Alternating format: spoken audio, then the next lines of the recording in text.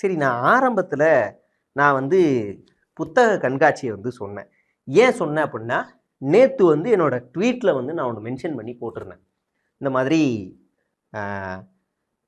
திராவிட இயக்க வரலாறு புரட்டுகள்னு ஒரு புத்தகத்தோட அட்டை பக்கம் இருக்குது. அதை பார்த்த உடனே என்னங்க இது இப்படி இருக்குது அப்படின்னு. உடனே அதை என்ன பாசிசம், நீங்களும் பாசிசம் தான். பாசிசம்னா என்ன தெரியுமா?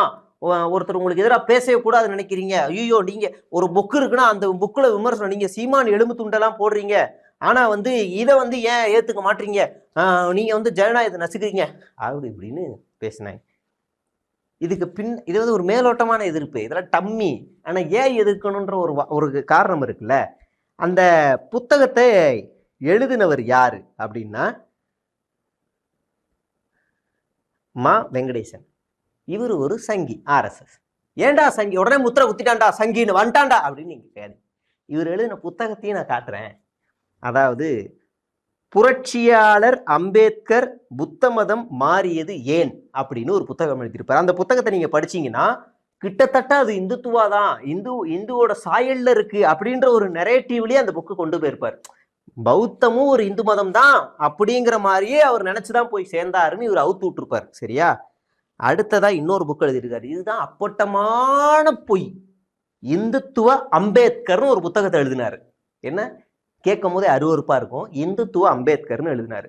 ஏன் அதுல என்ன தப்பு இருக்கு அப்படின்னு நீங்க கேட்கலாம்.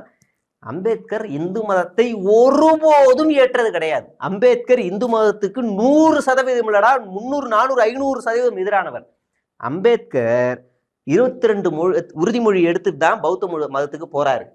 அதுல மொத உறுதிமொழி என்ன தெரியுங்களா? கேட்டாலே அப்படியான்னு நீங்க பாப்பீங்க.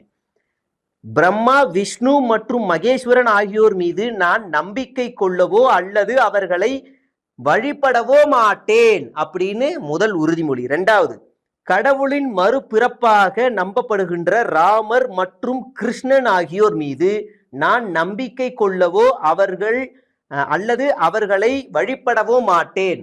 2. இந்த 2 போதாதா? அம்பேத்கர் இந்து மதத்தை முற்றிலுமாக எதிர்த்தாருன்னு.